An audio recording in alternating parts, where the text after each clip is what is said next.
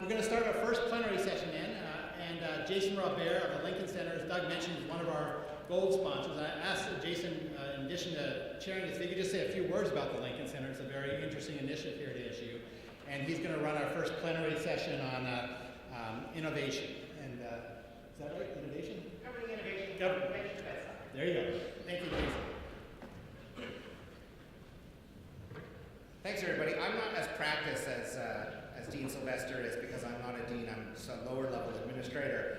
But I still do a lot of this kind of welcoming stuff. It's exciting for me actually today to present a little bit of material as well, which doesn't happen anywhere near as often. So the Lincoln Center for Applied Ethics is now about 15 years old, and I've been in charge of it officially since December of 2013. And we are a collection of professors and other colleagues who are committed to providing an ethics across the curriculum experience, as well as to fostering the generation of new knowledge and then the translation of that knowledge into discussion and maybe even action in the real world.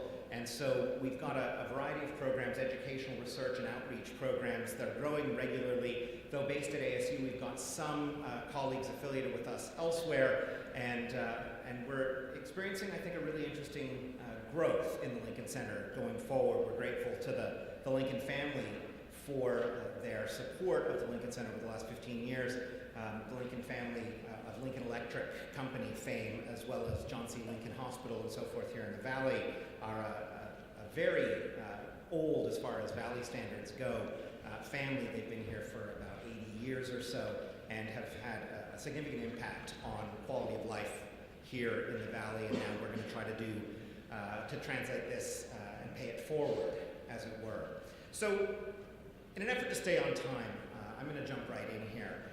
I thought, well, since I get to speak first, I'll be provocative and really suggest that we've got a variety of serious challenges before us. We do have a spectacularly talented panel of folks who are going to step in and add considerably more substance and possibly challenge every word I say, and that's just fine. But I wanted to get things started with a little bit of a provocation. So some of you will have heard of or seen depictions of the so-called Valley of Death, the valley between promising research in the laboratory setting, typically in universities, but also in a variety of industry settings, and then this great chasm between that bench discovery and the real-world impact on the lives of patients in the case of biomedical research, or on other communities in the case of other kinds of research. And the Valley of Death, the suggestion is that the tremendous rift between the discovery and the beneficial social outcome at the other side. This is an image from Nature magazine about 5 or 6 years ago, but this has been written up in many more popular journals as well, including Newsweek. And so here's one passage. The road from promising scientific breakthrough to real-world remedy has become all but a dead end. There is very little downside for a president or Congress in appeasing patient advocacy groups as well as voters by supporting biomedical research. But judging by the only criterion that matters to patients and taxpayers, not how many interesting discoveries about cells or genes or synapses have been made, but how many treatments for diseases the money has bought, the return on investment to the American taxpayer has been approximately as satisfying as the AIG bailout. Now, that's maybe a little harsh, but it does suggest a serious challenge. I'm going to try to contextualize this a little bit more. So on the one hand, we've got these threats to the support of research. I'm going to call these at least threats or perceived threats to public support of biological or biomedical research. I'm going to talk a little bit less about corporate-sponsored research, not least because one of our speakers has a tremendous pedigree in that regard and will be able to offer more insight than I will. But I'm going to talk about publicly funded research. So on the one hand, we've got demands for results now. Those demands come from places such as the patient advocacy groups that were just mentioned in that passage I read. And it really is the case that everybody wants something out of biomedical research, including the scientists themselves. This isn't a call from the outside. This is a call from everywhere. At the same time, it's set against the relief provided by some interesting history, in the US at least, which is the history of Proxmire's Golden Fleece Awards, which in some ways have been reborn under various kinds of forms through Newt Gingrich at one point, through Eric Cantor and others. The Proxmire version of this goes like this. It's important for us on an annual basis. Proxmire was a Midwestern politician who in the 70s and 80s initiated this program. And his concern was we need to pay attention to examples of where politicians or the federal government more generally is fleecing the American public, taking advantage of them. And so he offered these, I think initially annually and then more often, Golden Fleece Awards. Those were the projects or the initiatives that had the most significant, or demonstrated the most significant disrespect for the value of the taxpayer dollar. And of course, the very first award went to an NSF project, and then a variety of other projects funded by the National Science Foundation, the National Institutes of Health, and other agencies all came under scrutiny. A more recent version of this, and these were reborn actually in the light of the Tea Party small government approach that we've seen rise in the last number of years here in the US. And we've seen things like Eric Cantor's attempt to crowdsource the retrospective evaluation of grants that had been funded by NIH or NSF.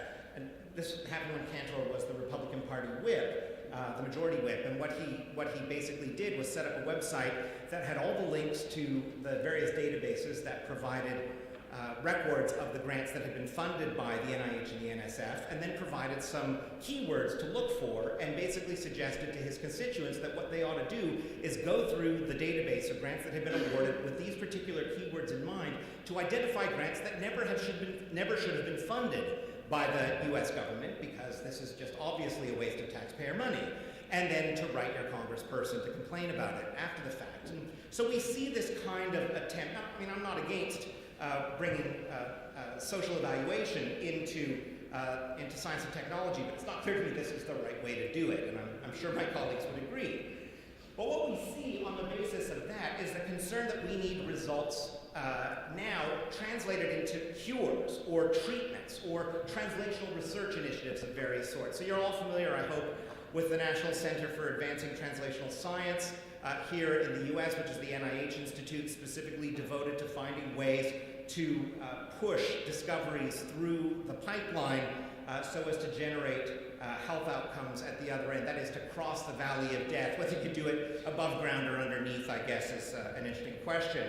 And some of you will remember in 2004, there was a significant push in, say, California for publicly funded stem cell research. There was a significant publicity campaign for the California Stem Cell Research and Cures Initiative and significant public relations campaign designed to foster public support for this initiative. It worked tremendously well, in as much as there has been in California for the last decade a constitutional right to conduct human embryonic stem cell research and all sorts of funding available for it. At the same time, one of the most remarkable things is that if you take a look through, these are all archived now, not live anymore, if you look through the old materials, you would have seen promises for every disease from Alzheimer's disease to juvenile diabetes to anything under the sun within 5 years. That was the claim, 2004. Now, we get these promised cures, we get these translational research initiatives, but we also inevitably, I'm going to argue inevitably, get broken promises and failures of translation of a variety of sorts. And this is just a little too cutesy, and I apologize for it, but I can't help. But if you go to curesforcalifornia.org today, this is the image that appears on that website. And it's, sort of replete with translational irony of all sorts. I mean, this is just a website that's been bought by somebody else and now has got a variety of links and so forth embedded in it. But it does suggest that where we initially had these tremendous promises that we'd be able to cure everything via cell therapy, we've gone within 10 years to a series of obvious failures. And though there are all sorts of interesting things on the horizon, and I certainly don't want to downplay those, I do want to suggest that this is part of the cycle that is understood by the public. What that results in, on the one hand, is a sort of breach in the public trust in science, and also in publicly funded science more broadly, At the same time, I don't have time to argue for it here, I think we see a neglect of fundamental research, which is the kind of thing that would actually enable the discoveries to make a difference in the world. It's the kind of thing that's critically important, but we don't fund basic research because all we're interested in is all translation all the time. And then this generates the cycle. It's not a good place to be. Now, this notion of a translational pipeline is one that's received actually too little attention, I think. In the literature, the metaphor is widely accepted. And so basically what you see are graphics that look like this, where on the one hand you've got the bench-side discovery, and on the right-hand side you see the beneficial social outcomes, and then there are various translational efforts through clinical investigation, clinical application, acceptance, and so forth that lead to those beneficial social outcomes. And this is something that has been picked up in all kinds of places. Here's a figure from the Journal of the American Medical Association. It's not a pipeline, but it's effectively a pipeline. There's one that looks a little bit more like a pipeline from UC Davis and one from the University of Minnesota, where you see this same kind of notion that we go from basic discovery via some process toward beneficial social outcomes. For what it's worth, it's really interesting to me that some places, when they actually demonstrate this kind of thing, what they'll do is they will suggest that the initial investment from the National Center for Advancing Translational Science or from the Clinical Translation Science Awards Initiative or whatever of the NIH generated significant pilot studies, which then generated this, that, and the other thing. The major outcome at sort of the third phase is publications and new grants, and then there's a link toward beneficial social outcomes. But that link to beneficial social outcomes is exactly what needs to be further unpacked. And that's the thing that matters to the taxpayer, not the number of publications or the number of new grants. So this idea that we go from basic research to applied research via technology transfer or innovation or something, and then from applied research to beneficial social outcomes is one that's a little bit worrisome to me, not least because we actually don't very well understand that particular connection. For what it's worth, most of us think it's just going to magically happen.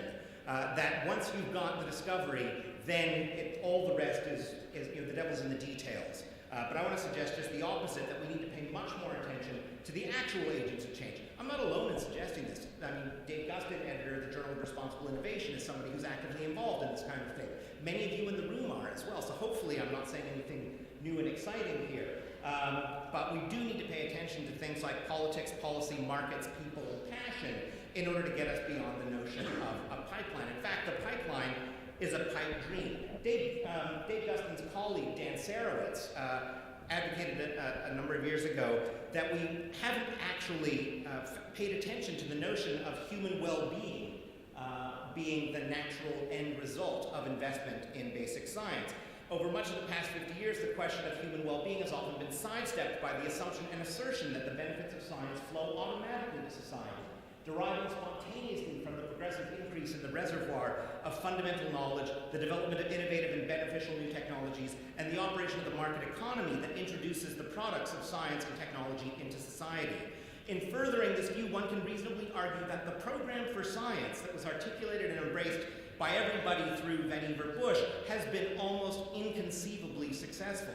It's internalized today at every level of the diverse and complex modern research enterprise and throughout industrialized society as a whole. At the same time, we all know it doesn't work anywhere near that well. So, with apologies to Foucault and Magritte, I think it's critically important for us to bear in mind that this isn't a pipeline, that there's something else that we need to be paying attention to. And some of the questions that I want to challenge us to pay attention to are things like, what's going to count as a beneficial social outcome and who's going to decide? What actually facilitates progress through the pipeline, if that's the right way to conceive it, from bench to bedside? What's actually being pumped through the pipeline in the first place? We pay a lot of attention to the infrastructure of the pipeline without actually paying a whole lot of attention to the nature of the findings that are being pushed through the pipeline. And if you notice very recently, with the recent recommendations from the NIH, that we pay more attention to sex, that is, male or female, even with regard to cells and animal studies, in addition to with regard to humans, if we also take into account the variety of challenges that have been put forward toward the rodent model of X as somehow especially informative, you can see that we do need to pay more attention to what's being pumped through the pipeline. And then for me, the real governance challenge, the real issue that I want us to think about over the next few days is how we can structure science and science funding to advance significant knowledge and serve society, which is of course our major goal here. That's the question, that's the governance challenge for us. How can we structure science and the funding of science, the public funding of science as well as the private funding of science, in order to advance our knowledge in significant ways and in order to improve our lives? That's the challenge that I'll leave you with. So, with that said, I want to introduce you to our panelists. And we've got three terrifically insightful folks to spend some time with us today. First up is, and last in the room, but first up, so I don't know if you have slides that we need to load here, but very good, just notes. We've got George Poste. Dr. Poste founded the Biodesign Institute at Arizona State University and now serves as Chief Scientist of the Complex Adaptive Systems Initiative at the university. During the 1990s, he served both as Chief Science and Technology Officer and President of Research and Development at SmithKline Beecham, and in that capacity was the first, or very, very close to being the first chief executive who created a bioethics committee within a private biotech company. He's published over 350 papers in his spare time, and we're very grateful to have him first. Second, we're going to have Dr. Jen McCormick, who is Assistant Professor of Medical Ethics at Mayo Medical College and Mayo Clinic in Rochester, Minnesota. And in addition to undergraduate and graduate work in biology, Dr. McCormick also has earned a Master's of Public Policy at the University of Michigan, and also had a very productive postdoc at the Stanford Center for Biomedical Ethics, where she really launched a significant research inquiry into the variety of challenges that present at the intersection of science, policy, and society. She's widely published in this area, and she has a special, although not exclusive, focus on genomics in her work. Our third presenter is going to be David Ewing Duncan, who's an award-winning and best-selling author of 8 books, including 2 that you all should read, at least 2 that you all should read. Experimental Man, What One Man's Body Reveals About His Future, Your Health, and Our Toxic World, and the more recent, When I'm 164, The New Science of Radical Life Extension and What Happens If It Succeeds. David is the chief correspondent of Public Radio's Biotech Nation and a regular correspondent to The Atlantic, which means people actually read what he writes. So I'm grateful that the 3 of our distinguished colleagues are joining us today, and what we're going to do is call them up one at a time. They've each got 15 to 18 to 20 to 22 minutes, somewhere in there, and then we're going to have time for Q&A in a moderated discussion thereafter. Dr. Poste. The title of this talk, Bench to Bedside, obviously implies a focus on healthcare. Nonetheless, healthcare is but one dimension, albeit vital, in the broader landscape of the dramatic trajectories that emerging technologies and the life sciences are going to confront society with in the next 2 decades, and therefore the challenges of governance and policy formulation. The term bench to bedside is almost too narrow in the sense that it's a focus on the developed world, where we have benches and we have bedsides. But for the 137 nations that constitute the coalition of the developing world, there are very few benches in the sense of laboratory research. And tragically, the bedside, if it can even be accessed, typically offers very limited service. So it's not just an issue of equity, however. We need to consider the much more complex domain in which healthcare, even in a developed world, will operate as a consequence of new emerging technologies, the opportunities that will spawn, and equally the risks. 2 obvious issues dominate in this context. First, in the, used to be the G8, now the G7, but let's at least go to the G20, it's the demographics of an aging society. The icebergs of cancer, every single malignancy will increase by at least 20 to 30% by 2020, as simply as a consequence of the demographics of people like myself, namely the baby boomers. And in parallel with that, there is the collision with the iceberg of neurodegenerative disease, and obviously dominated by Alzheimer's. The reciprocal face of that, of course, is in the developing countries, where urbanization may very well be the biggest single threat to global health, sense of not only for the denizens who live in those megapoli in developing countries, but that is the progenitor of zoonotic disease. As we push out into urban eco-terrain, we find ourselves confronted continually with new infectious agents, and we're ill prepared to deal with those on a global scale.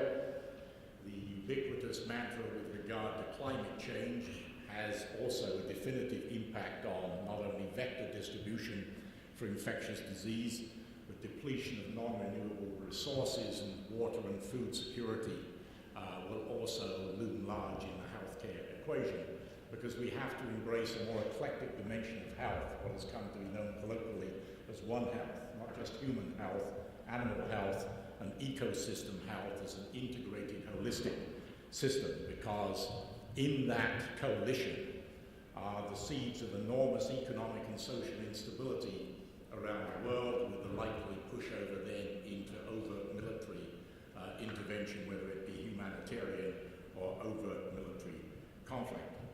So as we reflect on the principles of governance at this meeting, we obviously have, as has already been pointed out, the overarching goal that drives most of us is to contribute something that we hope can be viewed as socially beneficent and a productive application for society. But inevitably it is the risk versus benefit equation, which I'm sure will permeate much of the discussion here. But increasingly it will also be a competition for resources, whether it be natural resources around the globe. Imperial China is alive and well in Africa, and if you actually look at what the Chinese are doing in Africa, if any of the European nations were attempting to do it, it would be viewed as a resort to 19th century imperialism in terms of resource exploitation. At the same time, it's not just physical resources, it's intellectual and personnel. But we also have to consider the broader dual-use applications of many of the technologies that will arrive in the life sciences, and what will be the role of the self-regulating scientific community. Health occupies a unique position in the public psyche. It matters. It's the one thing that everyone, irrespective of socioeconomic or educational station, recognizes that ill health may bite them or their loved ones at some point in their existence. That's why the public is tolerant of failure in healthcare, even though it does not examine the root cause of that failure, and the time has come where there are going to be some very rude shocks for the healthcare research structure, because basically it is fundamentally flawed. So this agenda, this meeting sets a very rich agenda of the emerging technologies that are going to impact the future of healthcare. Nanotechnology and novel materials, including biotic, abiotic, hybrid materials, in-body, on-body sensor technologies, neurotechnologies, whether it be augmented, virtual, personal avatars, the prospect of memory modulation as a classic dual-use technology, genetic modification and genetic identity, eugenics and assisted death. One only has to look at now the debate in Europe as it's extended to children. Synthetic biology, its ultimate application, as Craig Venter says, is the digital biological converter. Namely, all genetic material can be digitized and therefore transmitted around the globe at the speed of light through the optical internet. Ubiquitous sensing, the Internet of Things, metadata, and privacy extending into the healthcare domain with robotics and autonomous machines, and with it the impact of big data, deep learning, artificial intelligence, and smart machines as it will relate to clinical decision making. So we have a shared challenge. How do you overlay a governance and policy framework for which there are few guiding precedents? We are into very dark, unnavigated waters due to technology acceleration. That's the easy bit. It is really the diversification of the sources of technical, economic, and I do purposely include military power, to which these technologies will be linked, new interdependencies and connectivities, transparency as it relates to open data, metadata, and privacy, and in this complex montage, how do you even begin to approximate an international harmonization of policy and practice, all conducted against an increased prospect of ideological conflict, intensified economic competition, and escalating military expenditures in known flashpoints in the world. North Africa, the Middle East, Iran and Saudi Arabia in terms of Shiite Sunni schism, India, Pakistan, a newly assertive Russia and China, all of whom are investing in the type of technologies that we're talking about. This title of this session, Bench to Bedside, I'm going to go from 2 B's to 10 C's, so apologies for the alliteration. The first I flirted with, convergence. It's convergence in technology. I don't know what the life sciences and medicine are any longer. It is transdisciplinary because deeply embedded in all aspects are not only biology and chemistry and physics, but now engineering, computing, telecommunications, the advanced mathematical sciences, device miniaturization and automation. But it's also equally a convergence that is cross-sector. Healthcare can no longer exist in isolation without telecommunications, social media, advanced communications. The regulatory challenges that go with that, the FDA, the EMA, and other agencies are profound. They're not only confronted with a technology accelerando, they're confronted with a technology convergence for which they are compartmentalized, drugs versus devices versus vaccines. And the contemporary registration dossier in many diseases now is a companion diagnostic filed with a genomic profile of a stratified population for only that subset of patients in which that drug is going to work. And then you also have to throw in the validity of the computational algorithm you're using because you're measuring hundreds, if not thousands, of analytes in that patient simultaneously. The regulators are poorly prepared for that. But that issue of scale and convergence also is reflected in new business models in terms of my next C, consortia. We're seeing more and more consortia at the pre-competitive level being formed simply because it transcends even the biggest multi-billion-dollar corporation to be able to undertake the fundamental research which is needed. That, of course, in turn is going to then spawn new issues of regulatory oversight, not in the FDA context, but the SEC context, antitrust provisions, and so forth. The next one, complexity, is an easy word to cite, but it really is in some ways probably the biggest single challenge that we will face because we make poor distinctions between complexity and complicated.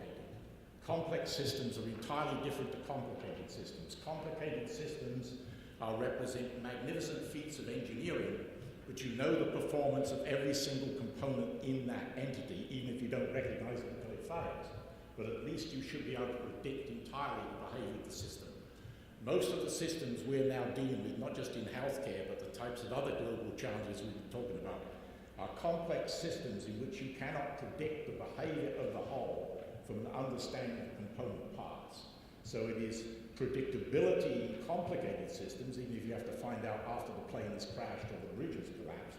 But what we do not have is the capacity to model emergence, whether it be an infectious disease or a disease process in each of us. All of this then is going to also lead us into the number 4, which is computing.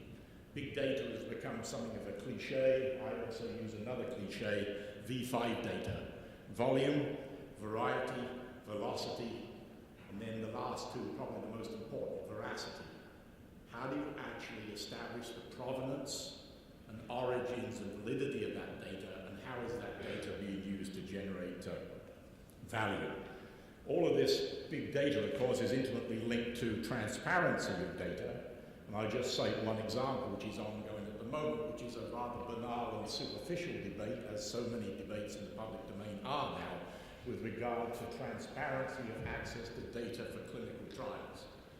Do we make it all open access, namely all data is available to all professionals and to the public? Do we have accredited access, whereby data is available to credential consortia or defined partnerships? Do we have controlled access, individual trials or pooled trial data available only for specific questions to be asked? And then, of course, you have the issue, anytime you've got clinical trials, is it an opt-in or an opt-out basis for the patients involved? There's a very interesting and tense debate ongoing in Europe at the moment under General Data Protection Regulation, which would require consent from any individual for their data to be used and made available in a transparent clinical trial or a metadata. Work that one out. If that isn't a prospect for mischief and the proliferation of a new category of bottom-dwelling lawyers, I don't know what is. Number 5 is confidence. It's already been talked about. And that is the fact that there is a growing concern that the pressures to publish simply lead to publish and perish, namely the data is worthless and has about as much value as a cat bin liner insofar as it is not reproducible. And at the same time, this is not only a waste of taxpayers' money, it is an unacceptable element of the ethical framework for the conduct of scientific research. But it's also a confidence not only for the public, it is also a confidence to invest. A confidence to invest the tens of millions, hundreds of millions of dollars, and for drugs, low billions to develop. If you look at the behavior of venture capitalists now, even their round A is typically now passed out, that they will only pass out the first round on the basis of the fact that what is claimed in the paper can in fact be duplicated, and I'll come back to that in a little while. Number 6, competencies. Again, a very broad term. Academia, the research community, I think is trapped in an anachronistic time warp. It lives in silos in a world that must now be multidisciplinary. Silos, by definition, subvert solutions, and at the same time, there is an intrinsic conflict because we all have to specialize, which predisposes to silos, but we will have to face up to another dimension of organizational structure. Multi-investigator, multi-institution, multi-million has been the frameworks under which these large-scale projects have to move, and we have a looming talent gap. It isn't just the debate about the STEM population, it is a much broader issue at the national level. Industry faces convergence, consolidation, and cross-sector fusion, all of which are extraordinarily complicated.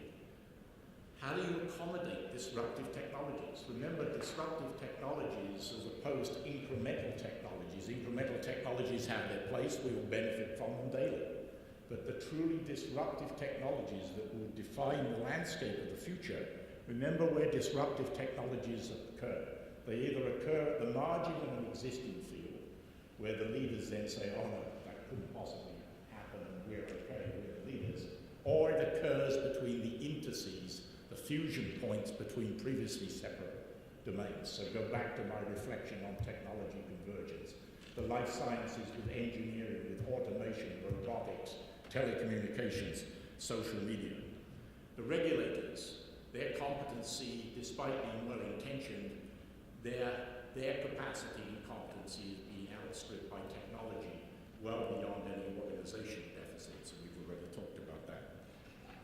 The government, namely legislators, I always like the fact that for most legislators, the definition of emerging technology is watching a submarine surface. But the broader issue is the fact that too many things are screwed up. The federal acquisition regulations are sclerotic and an absolute handicap to innovation. Tax structure and inability to repatriate offshore earnings is an obstacle to many of our high technology companies. And that leads logically to number 7, competitiveness. How will this be shaped against the mantra of either corporate competitiveness or national competitiveness and equally national security? It will require new business models that reflect that trans-sector and dimension of convergence. And how do you build and adapt people to live in this constantly shifting fluid matrix of skills that you've got to assemble? Because that then leads to the next 2. I've linked them together as one: comfort and complacency. Those are 2 C's that are inextricably linked and maybe the 2 most dangerous C's in my lexicon, because they are the byproducts of success, whether it be individuals, sports teams, corporations, universities, individual investigators. Those 2 things, to believe in a world which is now rushing so rapidly faster, is convergent, that the way we structure things today will in fact be a passive recapitulation of the past, dictates that in genomic terms you are delusional, homozygously delusional. Because failure to identify disruptive forces has always been the full framework of not only the failure of scientific fields, the failure of corporations, The graveyard of technology-based corporations and much of academia, I contend, for the future will be because of failure to understand this. Back to the government. Most of the agencies now, I would submit, are sclerotic and moribund. NASA can no longer launch. Elon Musk can. DoD, except for the Joint Special Operations Command, basically has a spiral development process which does not meet field needs, and it comes back to the point that was made about the challenges of the Valley of Death. I prefer to call it the Valley of Death. So we go to NIH and NSF and NCATS, and I will again offer a provocative dimension. It won't happen because the people there have no understanding of translation. They have no been there, done that credential. It is a cosmetic overlay that everyone can feel good about, but it is not in any way contributing to the migration of $35 billion worth of investment in NIH fundamental research. Just look what the rewards were for the $15 billion after 9/11 that we put into the National Institute for Allergy and Infectious Diseases. 15 billion, ladies and gentlemen. Go back and look at the accountability. And this is, infectious disease is one of the easiest fields to work in. We know the bug. You've got animal models. You've got targets. It's not like complex diseases like Alzheimer's and cancer, where the modulation of complex molecular networks may be so extreme we don't know how to even intervene. If you can find a target in a bug, you can kill the bug. Has there been any accountability for the $15 billion totally wasted? Absolutely not. And therein lies another issue that I think will begin to be a harsh wind that will start to blow. Because for the most part, no one in government any longer, whether it be in the legislative branch or the agencies, understands the scale and complexity of grand challenge problems in healthcare. And obviously the central issue at any time in the governance of emerging technologies, do you cultivate or do you curb? What is the challenge for creating an enlightened policy and oversight framework that maintains a culture of innovative boldness? Boldness is not incrementalism. Incrementalism is not bold. And we have, in this great nation, become far too obsessed with incrementalism. So let's take another example from NIH. We have had, in the area of cancer therapy, we have had 137 epidermal growth factor receptor antagonists fail in clinical trials, and yet the NIH funds 395 R01 grants on that same receptor today. What are we doing? And this isn't just a Philistinic rant in Proxmerian form. It is the fact that we have got to really start getting to grips with the fact that most R01 grants are nothing more than a form of academic welfare. The average academic R01 grant is $381,000. $381,000. What can you do with that? You can't do anything other than churn out a few publications that may get you tenure, but it doesn't address why the public funds research. But risk and benefit, by definition, are always central. But I would argue we've posited too far towards big R and little b in too many debates, fueled also by media sensationalism. And obviously, as someone who spends a lot of time in infectious disease, I see that firsthand in the vaccine arena. But risk is, by definition, not just of a technical nature. It's also that risk lies in lost opportunity. And I would argue then that we broaden the debate to another sector, the financial services sector. The most dangerous words for a current corporate CEO to hear are, did not meet the street's expectations. You've got to be a very brave CEO who says, yes, this was a great idea when we went into this area of technology. It's not panning out. We're going to pull back. Every CEO, quite rightly, wants the equivalent of the professorial position, namely a position in the CEO Hall of Fame. I mean, there are also economic benefits that go with it, but it takes a very brave CEO to buck Wall Street. Why should the stock price of a company that is in a business where it takes 10 to 15 years of an R&D cycle and its product is on the market for 10 to 15 years, why should its stock price fluctuate daily and be hyper-trading? This sort of thing is nonsense. A classic example is Illumina, the most sophisticated company in the gene sequencing arena, and it missed its quarterly earnings by 1 penny, and the Denzians of Wall Street devalued that company by 40% overnight. And you can have a complete anthology of the implications of short-termism in terms of a willingness to get to grips with the broader issue of long-term boldness. So my last C is conflict. By definition, it's a multi-dimensional term. It ranges from everything from social equity all the way through to overt military engagement. But in healthcare, you could argue there's now an intrinsic conflict between infinite demand and finite resource. How are we going to resolve that? I am part of the most spoilt generation that has existed. But we're falling apart, and we will continue to fall apart from the types of chronic diseases that were mentioned at the beginning. And I want my healthcare now. And I want the best possible healthcare. And I'm not talking about any debate about the Affordable Care Act. It is simply the confrontation of disease burden versus available resource, and how do we deal with that conflict. The dreaded R word, rationing, it's already practiced. I mean, when one looks at the so-called Phoenix VA scandal, I'm reminded of a country I escaped from 40 years ago, where that is in fact quite routine. There are 2 waiting lists in the United Kingdom. You go on a waiting list to get on the waiting list. So why should we really be surprised? We can be offended, but why should we be surprised? This is going on all the time. And it will increase as the imbalance between demand versus resource continues. And we've talked about the ethics of equity in global health. The context is much broader, but the context of the term conflict is much broader, I would submit. Many would disagree with what I'm now going to say, but I believe conflict is the lens through which so many aspects of the human endeavor are channeled, whether you call it personal, corporate, or national competitiveness in trade, or the capture of critical resources. By definition, is a conflict. Someone wins, someone loses. The role of new technologies in changing the calculus of national security and military and foreign policies, by definition, are oriented towards that strategic lens.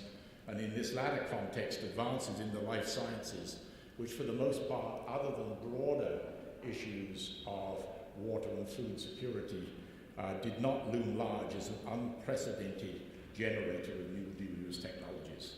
But the categories of dual-use research of concern, the so-called DERC activities, will proliferate rapidly. Thanks to the meeting organizers for capturing many aspects of this looming governance challenge on the agenda, and I'm looking forward to those discussions. So in closing, my own ranking of the impact of DERC in the next decade will be synthetic biology and the genesis of next-generation chemical and biological warfare threats, colloquially known as going beyond bugs. Namely, it is not about microorganisms, it is the ability to modulate specific circuits in the body in defined organ sets for the purpose of military advantage, whether short or long term. Intimately linked to that same concept, of course, is the dual-use technologies that apply to advances in modulation of neurocognition and neuroaugmentation. And for those who haven't seen it, news through the President's Bioethics Commission report that just came out on the neurosciences, robotics and autonomous machines, and ubiquitous monitoring, privacy and personal autonomy, whether it be in healthcare or in any other domain. And then, of course, I think there is this most pivotal role for which, again, I compliment Gary in the law school, and Jason and others. That's why I've enjoyed these meetings so much, because it also forces the mirror of introspection. It asks us to think about who we are. What are we doing? Are we, in fact, violating the public trust? Are we utilizing that information properly, or is it merely about personal aggrandizement within the halls of academia and the pursuit of tenure?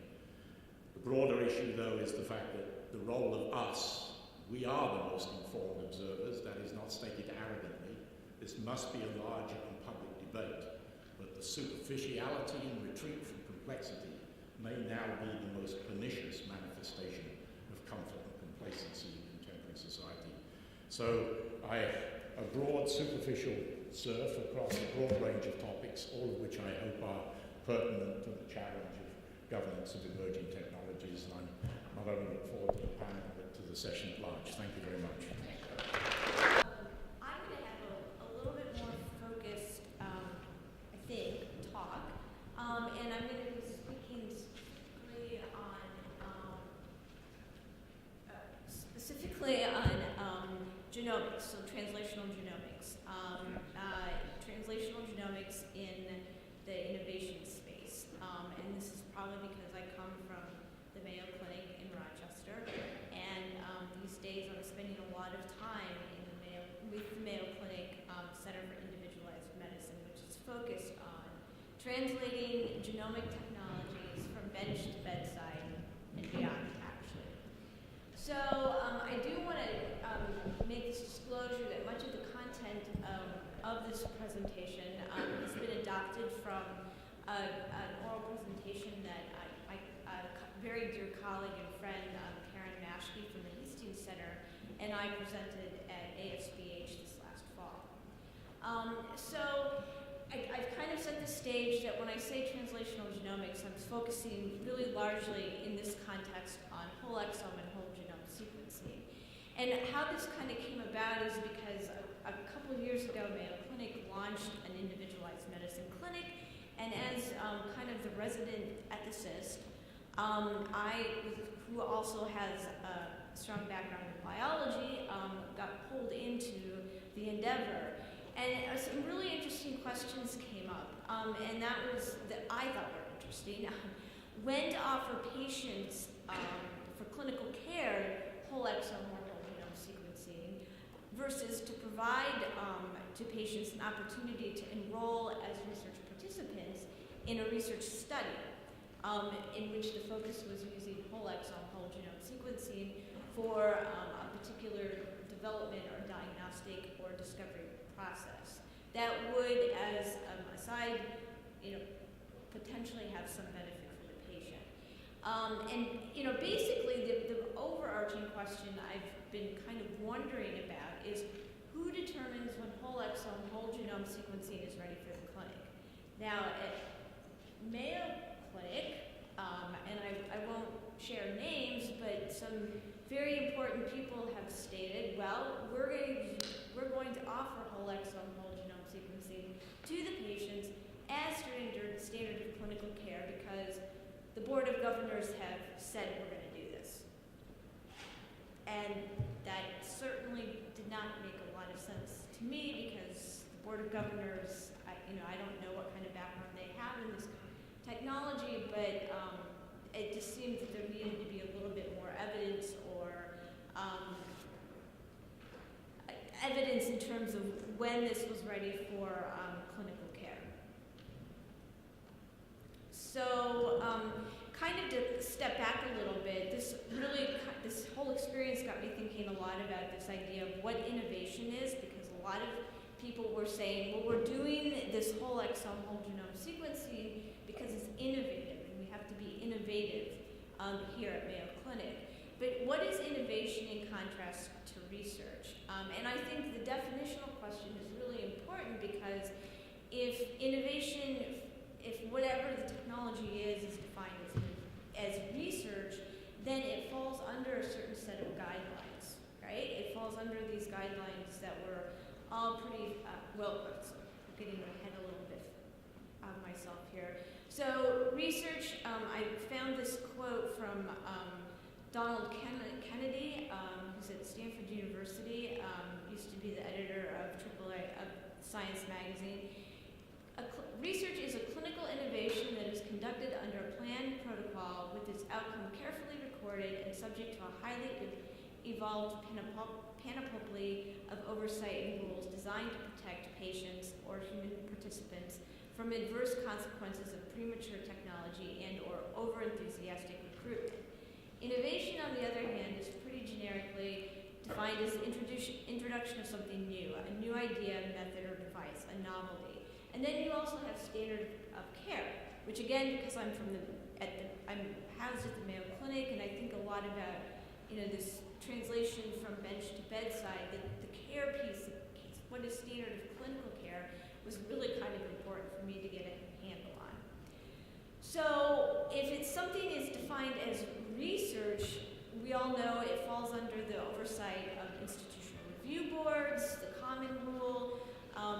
Patients who are going to be invited to enroll in a research study have to go through an informed consent process, and they have to, give a voluntary willingness to signing the consent or orally agreeing that they want to become a research participant. And then when you step back, when someone is in a research protocol versus getting clinical care, research really, to me, says that the point of that is not clinical care. If something beneficial comes out of that for you personally, individually, in your context of your clinical situation, that is a benefit, but it's not the focus of that research study. The other key thing about a research protocol or research study is that there's the presumption that there's going to be some type of systematic collection of data, including outcomes. So data that will be shared, that will be published, that will have some record of whether this worked or didn't work and why. So if it's not considered research and it falls into something that people tend to call innovation, then it doesn't fall under these institutional oversight frameworks. And that, Karen and I have talked a lot about, really can raise some interesting ethical, legal, social, and policy challenges for the innovation in that space, in particular for the institution in which this is occurring. So the question, when should whole exome whole genome sequencing be considered research, innovation, or clinical care? And so this is another interesting quote I found from Harold Shapiro, kind of stating the paradox. Why is it that we regulate only when we expect to learn something? So something is innovative if we just think it's going to work and we want to do it and we don't necessarily care about learning something, but maybe we should care about learning something from that innovative process. So many commentators have suggested that whole exome whole genome sequencing will eventually be a diagnostic standard of care. The reality is that at many institutions, including my own institution, it's happening not as research for some patients.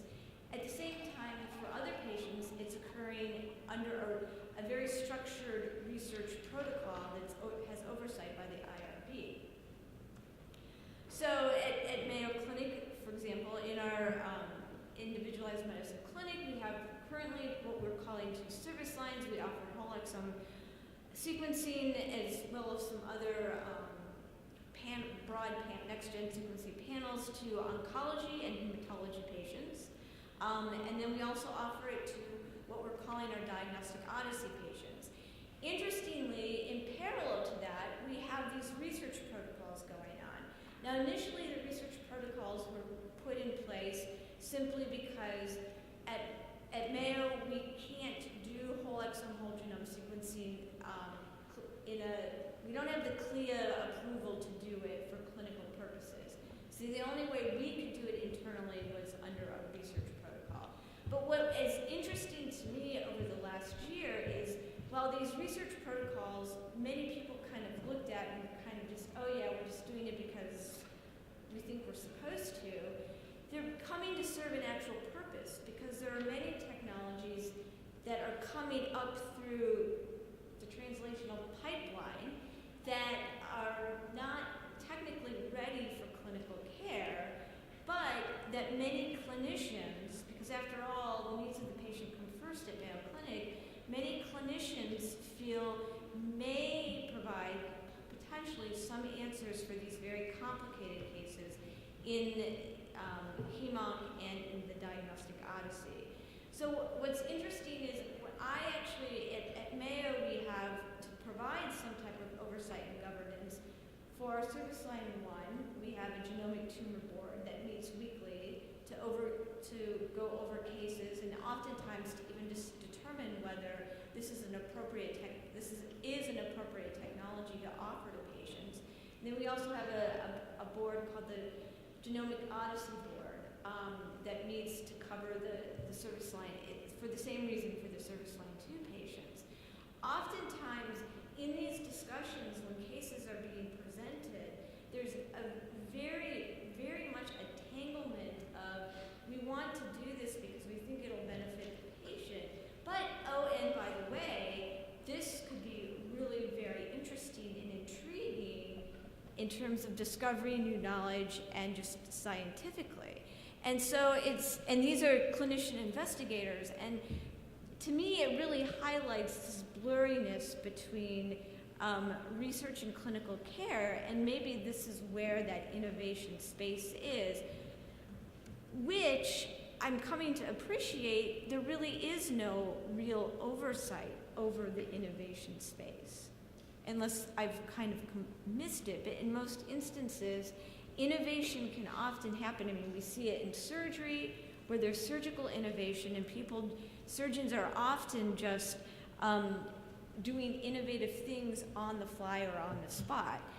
So the other question that comes up then is, when is the evidence base sufficient for, in the context of whole exome, whole genome sequencing, for patients to have this done unmoored from a research protocol, and either it being called innovation or actually more boldly standard of clinical care? The question then also comes, what kind of evidence is needed?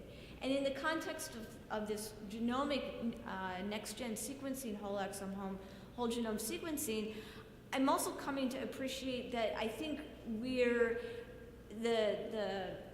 horse has been out of the barn for a while, and the folks who typically kind of provide the oversight and the regulation are way behind and haven't actually even come along to figure out what those standards might be or what they should be in terms of determining what kind of evidence is necessary.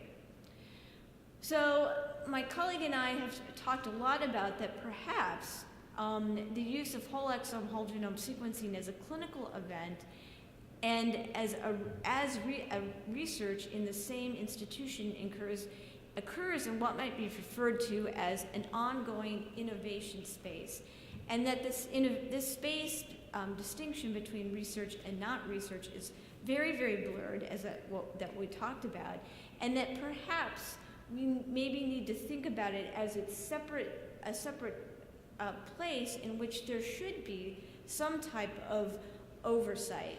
And I don't necessarily mean, I don't think we have in mind, necessarily some hardcore regulations like perhaps the IRB, but just something put in place so that we're really better understanding, is this ready for the clinical care, and what is making it ready or what's not making it ready. That is some type of mechanism in which data are actually collected, systematically collected.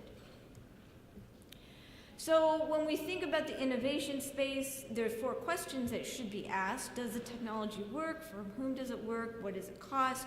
How does it compare with alternatives? And I would argue that the reality is that many new innovations, in particularly whole exome, whole genome sequencing in this context, are being adopted without really carefully asking these questions and thinking about what the answers are, or finding out what the answers are. So this is a model that I pulled from an article that was published in 2002, and you can kind of, do I have a mouse? Yeah, we go. So, what you see here is when you have lots of evidence and rapid adoption, it's a success. Rapid adoption with lagging evidence, you might call that over-adoption. Slow adoption, lots of evidence, under-adoption, and then the ideal prudence. And I would argue that for whole exome, whole genome sequencing, there's probably a potential for over-adoption, at least into putting it in the context of a clinical event unmoored from a research protocol. And it's really kind of an ethically problematic situation. This over-adoption, and I'm seeing this at Mayo Clinic as a clinical event unmoored from a research protocol, is really probably likely a result of a push from many champions of innovation. So you have federal funders. NHGRI is really, really big on trying to show that the millions of dollars that were invested in the sequencing of the human genome, actually that there is something coming out of it. Key individuals within institutions, as I said, the Mayo Board of Governors seems to be pushing this forward, regardless of evidence or lack thereof. Patients themselves and families, benefactors who are willing to give lots of money to institutions, and the list goes on in terms of who's really wanting to push this forward, maybe into a space that we think of as standard of clinical care before it's actually ready, before we actually have the evidence that this is the right thing to do. I mean, for instance, at Mayo, and there's a number of cases that we've been offering this whole exome sequencing to these two different types of patients since the fall of 2012, and I think we've learned as we've come along, and fortunately, because of the push of some of us, we've been trying to haphazardly, systematically collect data, that there are certain types of patients when it is appropriate to use and go forward with the whole exome, but there are other types of patients when it's not worth it. Right now, I don't know how many of you are familiar with genomic medicine, translational genomics, and whole exome, whole genome sequencing, but it's not, we can sequence all we want, but you get a load of data off the sequencer, and much of it we have absolutely no clue what it means. It's fascinating to me as a scientist to sit in these rooms and watch these investigators, clinical investigators, really try to pummel through these mass of data and maps coming out of there, and thinking, on the one hand, there's some very interesting knowledge and discovery that's come out of this, but on the other hand, we have a patient from which this came, and how are we going to meet the needs of the patient, and is this really the right thing that we should be doing? So this really actually kind of begs, I think, Karen and I would argue, a larger unresolved question, and that is, our traditional oversight approaches and mechanisms, for example, IRBs, clinical ethics committees, institutional expert and policy committees, are they these traditional approaches that may reinforce rigid research versus not research boundaries appropriate for technological innovation like whole exome, whole genome sequencing, that is being used as research and not research simultaneously, while the evidence base for its use as not research is unclear and or contested. Basically, maybe we should think about this innovation space as something distinct that needs some type of oversight or guidance.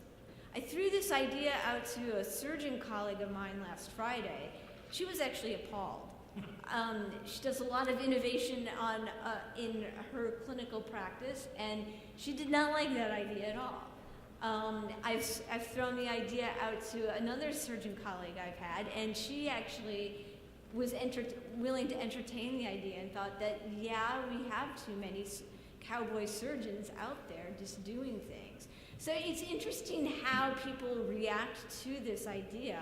And again, I think when it comes down to it, the goal is not to restrict science. So really the goal is to, going back to something that Jason said, is to facilitate the really thoughtful and deliberative translation of technologies through the pipeline carefully, so that when they're reaching, bedside or beyond community, they are actually vetted, and that's where they should be. We're not still, maybe shouldn't be tinkering with them more. So I think I want to just close with, and this statement's in quotes because I don't think it's my own thought, but I don't know who to attribute it to. It's probably I heard it from one of my mentors. But before incorporating into standard of care, we must be satisfied that the evidence in support of it is so overwhelming despite multiple challenges that the alternative practices no longer remain tenable. When will this happen for whole exome, whole genome sequencing is a big question that occupies my life. How will the process be governed? What's the role of patients? What's the role of ethicists, policymakers, scientists, clinicians? And, you know, the other interesting thing to me is for some of these technologies that really do so fully bridge research and clinical care and continually are generating new knowledge in the process of potentially benefiting patients, maybe they'll just always be in this innovation space. So with that, thank you. Thanks, Jen. I'm going to speak just for a very few minutes here and really covering some similar ground to what's been discussed already, but with slightly different perspective, partly coming from the fact that I am not an expert. I'm a journalist who spends a lot of time with experts and has been very privileged to actually learn about science through some of the great minds as I write stories. And I've also had something unexpected occur, which George talked at some length about, which is the notion that as we look at all these silos, I as a journalist sort of ride way up high. I'm not an expert. I don't really get most of what this is all about, although this was pretty acceptable to me today in terms of understanding what everyone was saying. But I get to really connect dots. That's essentially what we do as journalists if we're doing our job. I hear about a technology or a new science, and I get to talk to not only the scientists, but the other scientists that disagree with scientist number one who had the discovery. And then I go and I talk to the regulators, and I talk to the politicians, and I talk to anybody else that I need to. And over the many years of doing this, you start seeing patterns.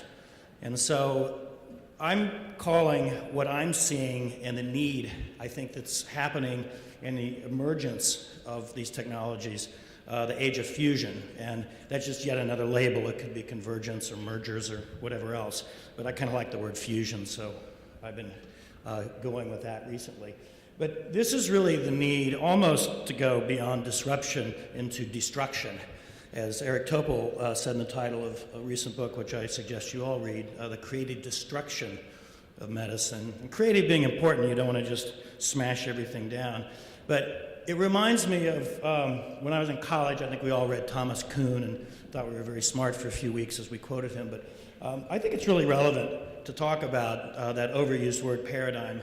I feel like, don't you feel it? We're in a shift. Something is happening here. There's so much new that's emerging, that's on the cusp. It's not quite here. We're trying to figure it out. The transition from a paradigm in crisis, I don't know if we're in crisis, although from some of what Jason was saying and others today, one might make that case.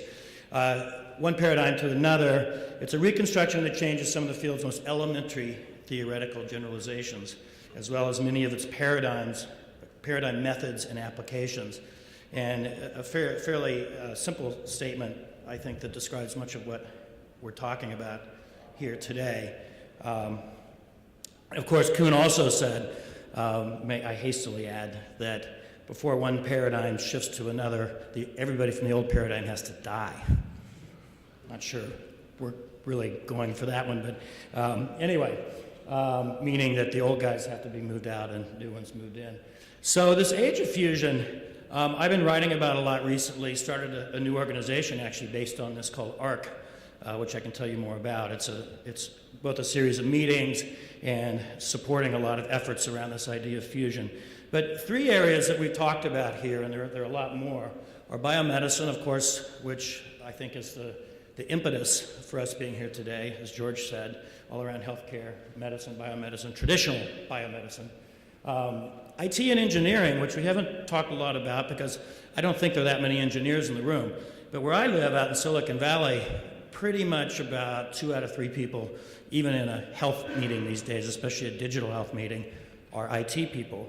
And we have to realize that a lot of the energy that's pushing us forward into this new paradigm or whatever it is not coming from biomedicine. In fact, a lot of biomedical people would just as soon sit back and do whatever, once they get tenure, and do whatever they've done forever until they die. IT people, though, have been used to Moore's Law, these curves that are moving at exponential sort of rates. And that's the sort of pace of change that they push. And I think we meaning somebody like myself who covers this, but you all in the biomedical community need to realize that they're the ones that are calling the shots right now in terms of the pacing on a lot of what's going on, especially if it involves any kind of digitization or any sort of IT technology. And one of the interesting aspects of this is I, again, spend time with all these people, and I can tell within sometimes about 30 seconds if someone I'm talking to is an engineer or a biologist.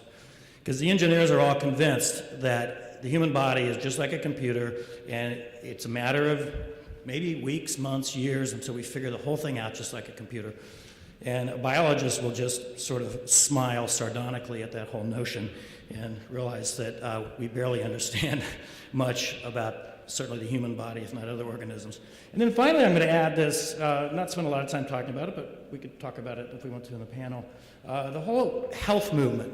Again, you know, I'm in California. You all get a lot of this here in Arizona as well. But this bottom-up health movement is a very important part of fusion, or whatever we call it. And you know, people are spending hundreds of billions of dollars in this country alone on really pretty dubious, you know, products, you know, various roots and herbs and diets that don't work. There was a wonderful piece in the Times, I think it was today or yesterday, about you know, the eminent cardiovascular surgeon, Dr. Mehmet Oz, who for some reason seems to be pushing you know, one sort of dubious diet after another, et cetera, et cetera. But wouldn't it be nice if you could connect up the biomedicine with the health, or the health with the biomedicine? People want to be healthy, at least some people do. Although I do have to say, walking through the casino, smelling smoke from a guy from California is a little strange. We just don't, it's such a disconnect these days. Anyway, I said I'd be brief, and I'm just chattering on, so I'll go through these fairly quickly. We, again, all three speakers preceding me were talking about this growth in technology and how it's driving it. I've been involved with some people that are beginning to call this exponential technologies. And this is the sort of XPRIZE, Singularity crowd. And Singularity University, I think, has a terrible name. It sounds sort of slightly crazy, like, you know, in 30 or 40 years, we're all going to become machines or something. But in fact, the meetings themselves are actually quite interesting. And I think George may have spoken. Have you? Yeah. And it's a lot of excitement. But this whole idea of exponential technology is a very important one as we're having this discussion. Every curve you can find, you know, 50 different graphs just like this, starting back where technology was barely moving, and you had, you know, agriculture invented, and a long time went by, and you had the arch invented, and a long time went by. It starts accelerating, but now you don't just have one or two or three technologies happening, and then we absorb them. You're having thousands of really potentially earth-shattering, paradigm-shifting, if you will, paradigm-changing technologies happening all at once.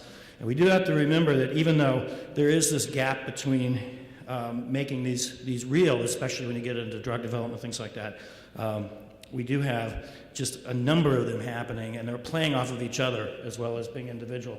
And just to run through some of them quickly, there have been lists already, but some of them that I've been writing about and been interested in, you know, we have a lot happening with genetics, synthetic biology, scanning technologies. I believe that actually is my head, but anyway. Drug development, of course, nanotechnology, you know, all the various IT supports, you know, genetic sequencing, and then something we haven't talked a lot about, but a lot of the new tools that are actually finally beginning to penetrate at the clinical level in hospitals. Where at Stanford University Medical Center, you actually see doctors walking around now with iPads instead of pads of paper, which is kind of remarkable, it being 2014. You have apps after apps after apps coming out, some of them actually being used clinically, which is kind of exciting. You have computers like Watson. I, just on a panel about a week ago, met one of the inventors of the voice recognition technology that's behind this.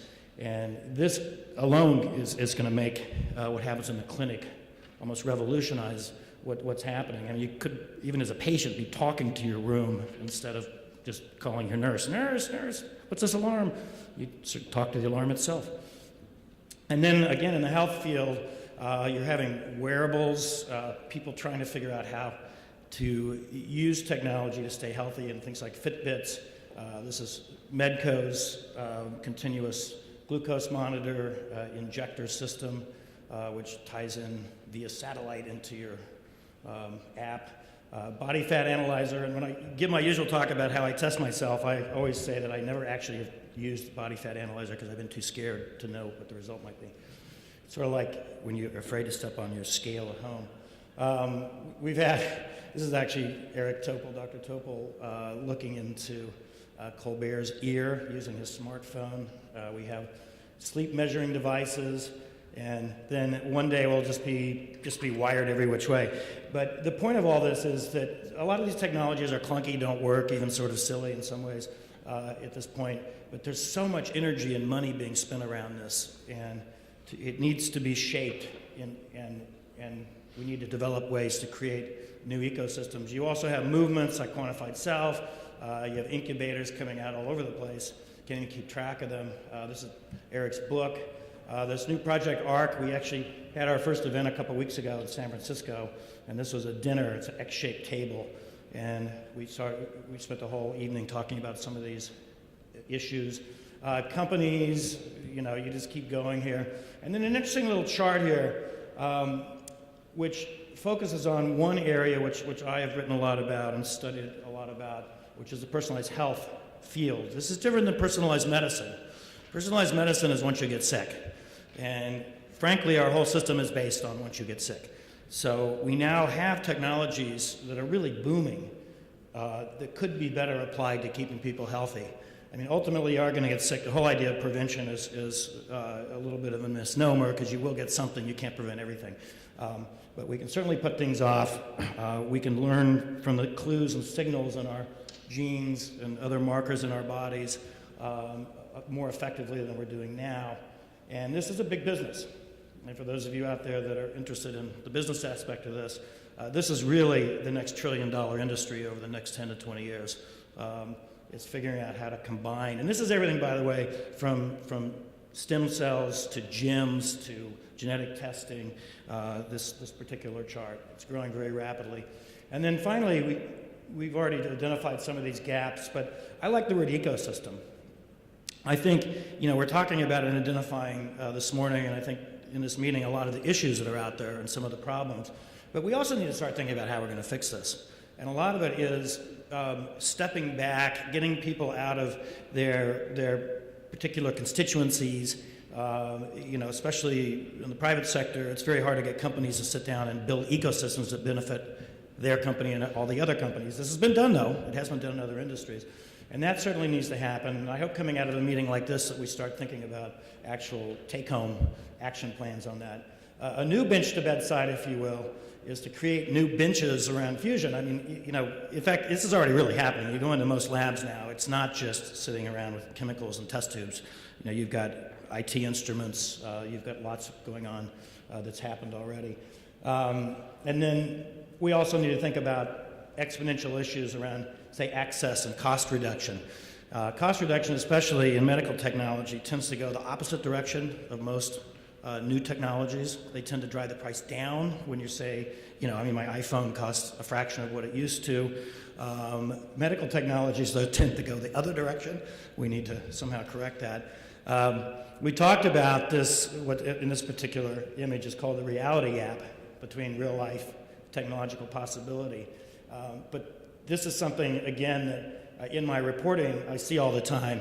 And I think George mentioned that the press doesn't always quite get things right. But I think part of the reason is that we can't buy into the hype. And there's an awful lot of hype out there, as Jason mentioned. I was there. I couldn't believe when I first heard about the stem cell initiative in California. They originally, was called, I think, Cure for California. There was nothing in there about stem cell. It was just the cure. And I remember talking to one of the people that came up with that slogan. I said, this is wrong. You're lying to people. And she got a little uppity, a little upset about that I would push her that way, but they did change it. And so this is very real. And as we said, a lot of this is around issues way beyond the technology. And I give a whole talk on why it's not the technology that's the problem, it's all other aspects. And it's really thrilling, actually, to be at this meeting, because I've been writing about this, feeling like I've been banging my head against the wall for years. Again, as the guy who sits at 35,000 feet, sees these connections, and so many of the silos, so many experts, quote unquote, don't understand that it's not necessarily. In fact, the technology is going to probably drive things however it will. And it's doubly important not only to make the technologies work the way they should, but to protect us from these technologies that are inevitable, many of them. Something like synthetic biology. I mean, how will that really go? You know, so far we've lucked out, but there's some very, very powerful technology. But, you know, things like politics, laws, preaching to the chorus here, of course, commerce, governance issues, ethics, philosophy. And we can't forget the arts either, as a writer, of course. I have to throw that one in. And anyway, there's a couple of websites, if you all want to check them out, especially the ARC website, and hopefully you all will hear more about that project. But thank you very much. So, who wants to go first? Yes, sir. Just state your name and your question as loudly as you can. Roy Speaks. I'm Professor of Law at the University of Arizona, James E. Rogers College of Law. And I had a question about your use of the term standard of care, clinical standard of care. I think you were assuming that maybe it is, which in your jurisdiction or you've been faced with. Standard of care is what the doctors do. But there's been a movement for 100 years that really gained exponential, increased speed of change, and that is the standard of care is not what doctors do. It's what society believes and believes doctors should do. Conversely, the standard of liability for this innovation might be strict liability. In other words, you're liable if something goes wrong, regardless of whether you're reasonable or not, because you're engaged in an inherently dangerous enterprise. Pretend possible serious harm, and therefore you're strictly liable. So we have this very soft or distant regulation, and that is the tort law.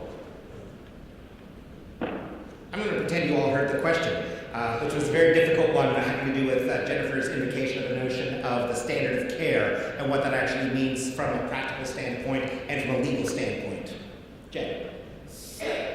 I guess I'm not sure what the question was. Are you thinking that whatever the clinicians do, if they were ever sued, they could just say, well, this is what clinicians are doing, therefore we're not liable? I guess I wasn't even thinking about it in the context of the legal liability. So the standard of care, so you're using it in a different sense. Yes. Okay, that's good. So we want to be clear about our terms. Megan Palmer. Megan Palmer, I'm a fellow in international security at Stanford. My question is very broad. If the Georgian asked the audience, they stated to the audience that we don't really understand the functions. And we've also seen several other terms for either fusion or convergence or other qualities. So for you at this conference, how do we understand what the bounds of the emerging technology are? And what technologies are being for conversation here? So what ought to count as an emerging technology for our the purposes of our discussion over the next few days? Any thoughts from the panel? Well, I think, it's anything that will, I'm trying to think of something really intelligent to say, but I think it's more just something that will profoundly change. It's almost easier to go back and tell you what they were in the past, just in the last few years. I mentioned the smartphone in my talks. How many of us would be lost without our smartphones? We didn't even have them 10 or 12 years ago. So I'd say 10 or 12 years ago, that would have been an emerging technology. But I think we can tick off a whole number of them. Now, whether they will fully emerge or not is still an issue. I think that's part of one's hesitation. Some of the things that like nanotechnology, has, I think, at least twice been on the verge of changing everything. And other than maybe materials and a few other things, coatings for your clothes, things like that, it has not yet reached that emergence. So I think it's a little bit slippery. I would agree with David, it's slippery, and semantic stringency by definition is important, not only because of its legal implications. In my opinion, what we're talking about at this meeting is in fact technological trajectories rather than emerging, because it's very difficult to demarcate the path enhance the current, the future, but in the specific context of complex systems, as you know, emergence has a very well-defined connotation. I think we are partly, as rather like I said in my remarks, about the way people blur the word complex system with complicated systems. Only complex systems exhibit emergent behavior, and there are very clear, defined prodromal symptoms for the destabilization of a state, whether you call it a state shift, phase transition, emergence, black swans, whatever you want to call it. There's that radical shift which was not predicted simply because we did not understand the interaction of the components in the system. So I would say that future meetings of this kind, Gary, should be technological trajectories and keep emergence to very strictly complex systems. So in the last question, 6 hands went up. We're not going to have time for 6 questions. So I'm going to do them in the order in which I saw them. So there, and then we're going to wrap up. We've got 15 minutes of break, if I'm not mistaken. So, yes, sir. Bernie Goldstein, University of Pittsburgh, Graduate School of Public Health, and I also practice medicine. I just wonder if there's a technology innovation pathway that's being confused here that has to do with prevention.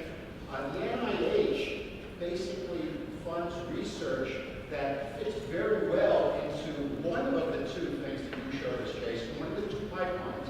It's a pipeline that goes through Bedside. You also showed us a pipeline that went to beneficial social outcome. That's a very different kind of thing that's defined as the Bedside. The EHS, Environmental Health Sciences, there's a beneficial social outcome by way of environmental health research that goes through public policy. Same thing's going to be true for cutting down on obesity. You can't work with the doctor at Bedside, you have to work with the school board member. Very different kind of approach, and I'm not sure I've heard that. So yeah, I'll just respond really quickly to that, and I think that's a nice point. I mean, the main pipeline that I showed had beneficial social outcomes, and I think that's the end point of all public investment in science and technology research in this country, at least from Vannevar Bush onward, which is when the NSF really kicked off. But that said, there are all sorts of ways in which you generate beneficial social outcomes, and so the one that we focused on for this first session was really in particular the bench through bedside translation, but that's obviously not the only pathway to health. There are lots of other pathways to health. Whether, in fact, that's the kind of stuff that gets deeply funded by the NIH is an interesting question. NIHS is a nice example, but compare the budget of NIHS with the budget of other institutes, and you see some very interesting things. In the back, and then right here, the second row, and then break. Hi, Dave Pellet, Georgia Technology Law. Going back to the value of death, do you really, much of your families really foresee the value of death? Is it a real phenomenon, or is it just part of what is a shift from the small molecule drugs into the world of biologics that adds more complexity? Is there a real crisis in the pipeline of drugs that go into the FDA? Because the approval numbers coming out of the FDA have been pretty steady for the last few years. So I want to know, what were the panels thinking? Well, there is the well-known phenomenon of shots on goal, as it's called, namely the more you put in at the front end of the pipeline with some defined statistical probability that varies by therapeutic area. Areas like cancer and Alzheimer's disease have the highest carnage, where literally 85 to 90% of all the agents even getting to clinical trials tragically do not emerge at the other end with an NDA or a BLA. So I think that yes, there is a genuine valley of death, valley of dearth, partly because we're not in our rush to get things into the clinic. We're not really examining the causes of likely failure downstream. I think that's a very significant issue, which is not being addressed. The second issue is again this pressure of the corporate balance sheet. I think that there's a very real challenge here, and so I think that yes, but another element is the most fundamental transition of all to translation. I make no apologies for the provocative statement I made. Don't look to NIH to be engaged in the translation business. You only have to look at the IOM reports on the national cooperative cancer groups the clinical trial translation groups.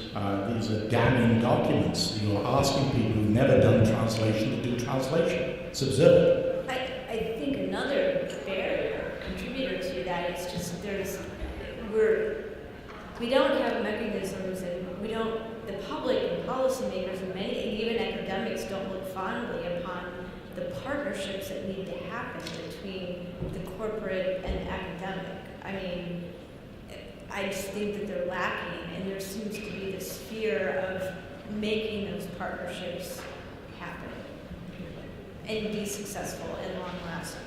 I think actually a very helpful point, and one of the reasons that this is an interesting panel for me in particular is that, as I mentioned before, George, in his former position with SmithKline Beecham, was one of the folks who was actively involved in establishing the first, as I know it, bioethics committee within a private sector corporation. And there's a very interesting debate in the literature about what role bioethicists, if any, ought to play in the corporate sector. But it's very, very interesting for us to not ignore that as a key element of the story here. So Gary just informed me that we actually have a little bit more time because of some Can I just add one thing to happy that? accident. So yes, George. And that is the fact that how, if you did an inventory, and I don't have the answer, but I can at least answer for ASU, how many tenure and promotion committees actually accord import to translation?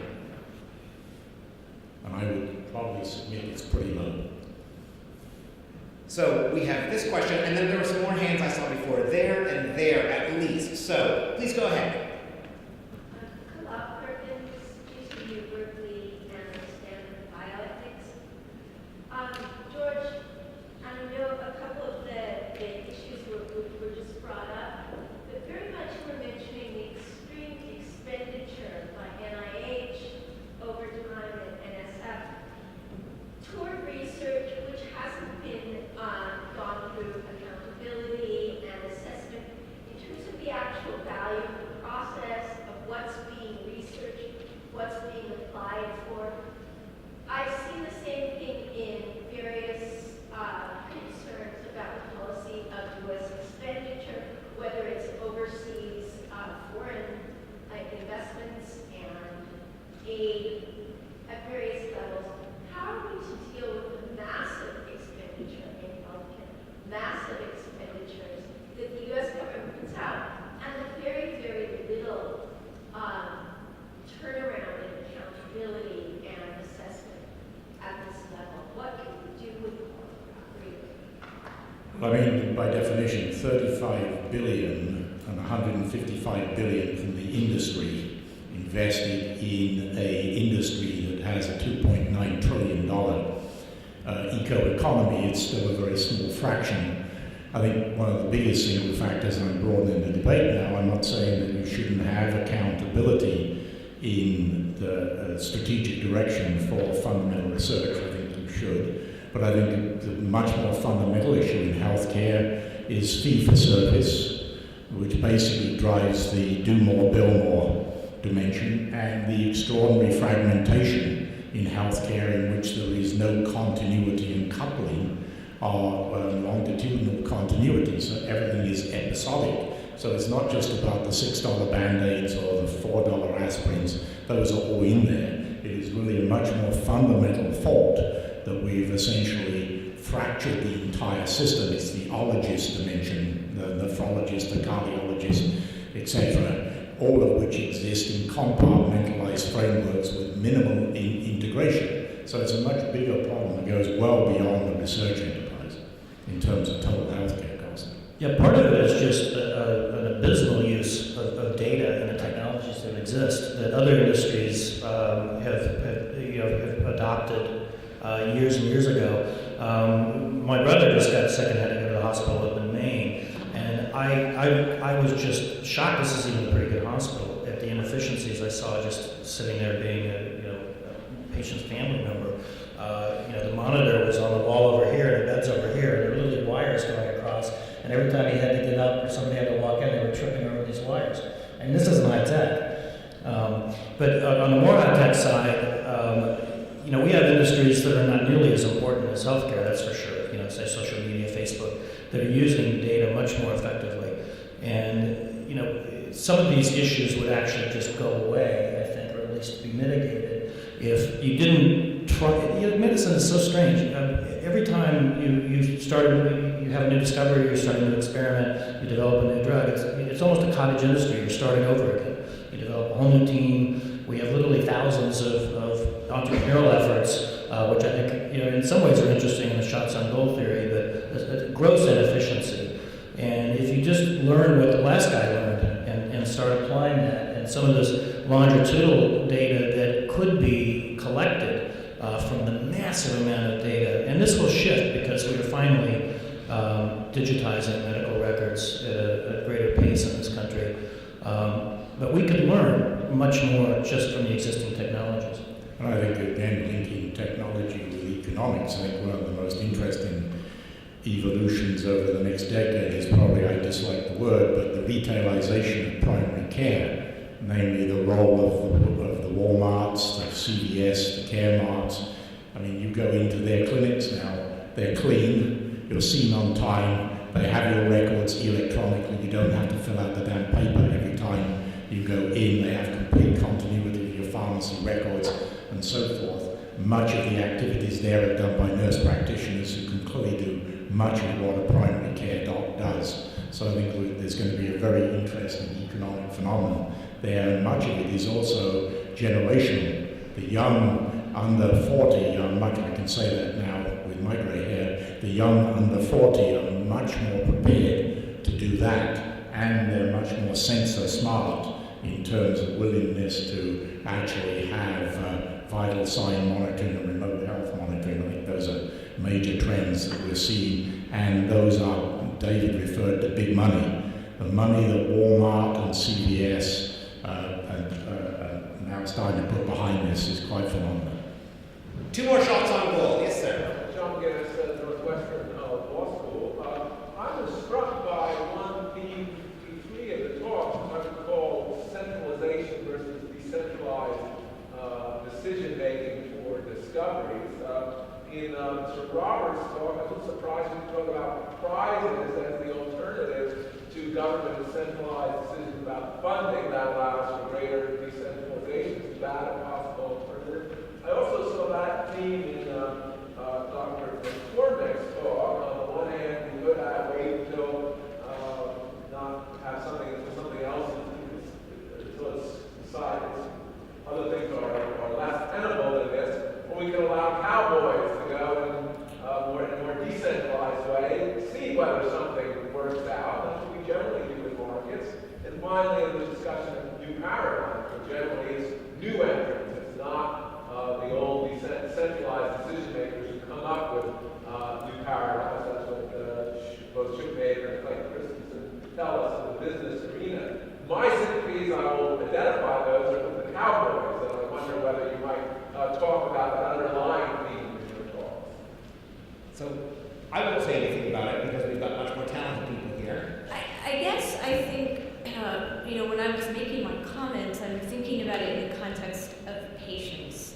I mean, I'm at the Mayo Clinic Health Center, and yes, I think that cowboys are good to some extent, but if you're going to, there is also, I think, a role for having some type of organized, centralized collection of why is something working or why isn't it working. So I guess it's interesting that you kind of framed it in the context of centralized versus non-centralized. I have not thought about it in that way.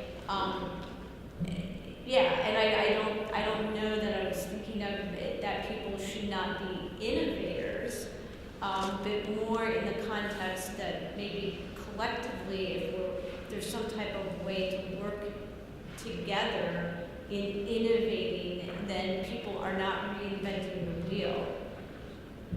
Yeah, I think there's a real tension, and there always has been, between centralized systems and decentralized.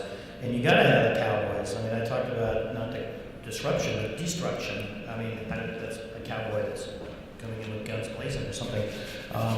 But you got to have the rebels. You got to have the people that are trying to overturn the apple cart, as we can pile up metaphors here. Those guys have to be there, and girls. And yet, at a certain point, I always use the railroad analogy. When railroads first started appearing on the scene in the early 19th century, every little company had a different size of track. And that was fine if you were going from point A to point B 2 miles away and you weren't intersecting with anybody else's railroad.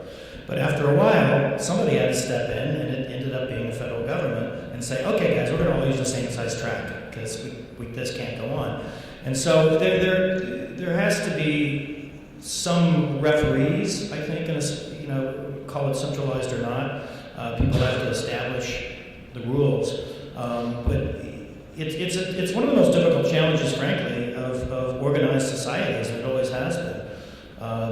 Too much top-down destroys everything else. Too much bottom-up causes chaos.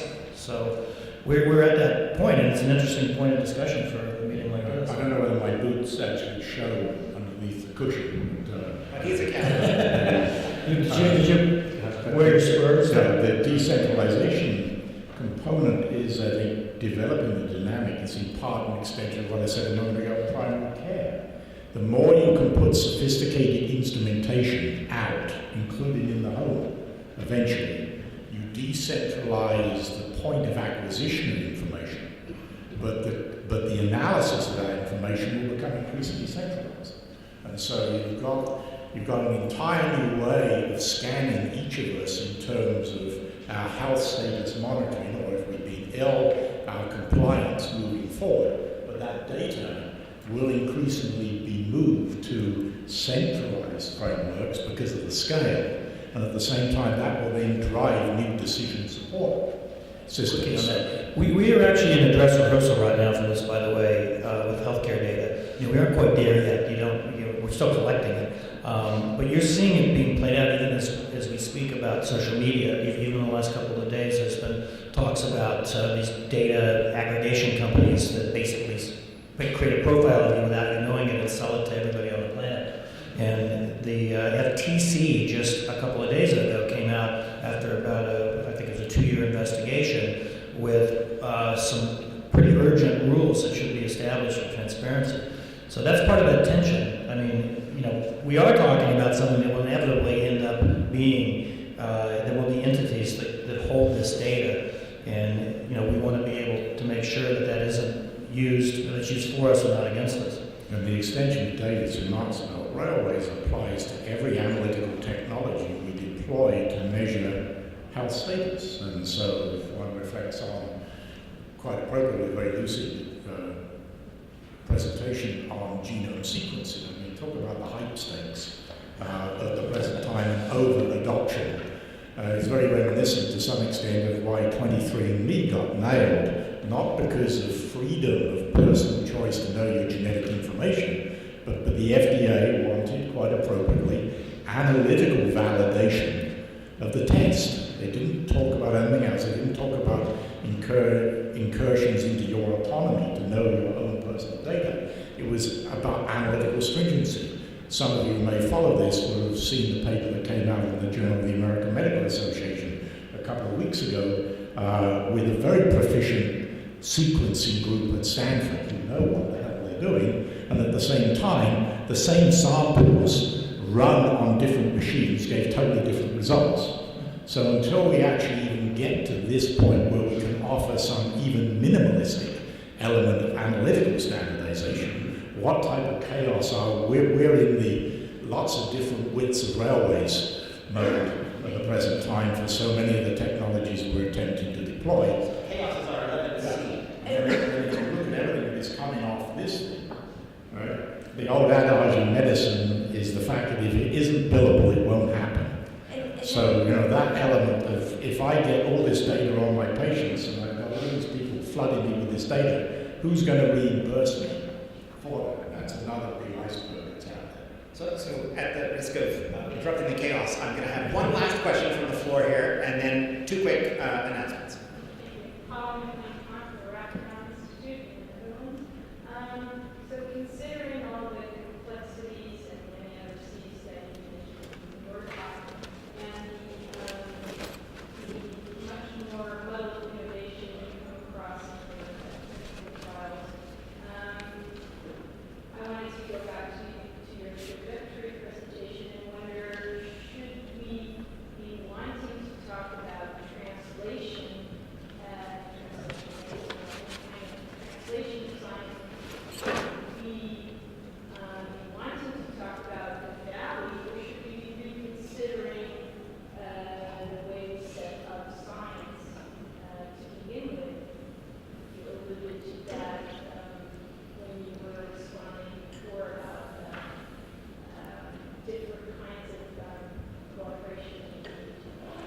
So the last challenge that I issued in my presentation was, how ought we to structure science and the funding of science in order to foster advancement of genuinely significant knowledge and advance social well-being. That's, of course, the key question. I hope, I'm not sure that we have an answer up here. Maybe some of you have an answer. No, I think that's exactly right. I think it's such a complex, multi-dimensional equation by definition, but I think at risk of stating the banally obvious, we had a period in the life sciences where we started to move from the descriptive to the mechanistic in understanding and elucidating mechanisms, but that also required us to be reductionist, that we needed to understand that molecular biology was obviously the broader flag under which that marked. Now we have to think about these very complex informational transmission networks that we call cells and what gets perturbed in disease. But by definition, that creates an intrinsic tension which is growing between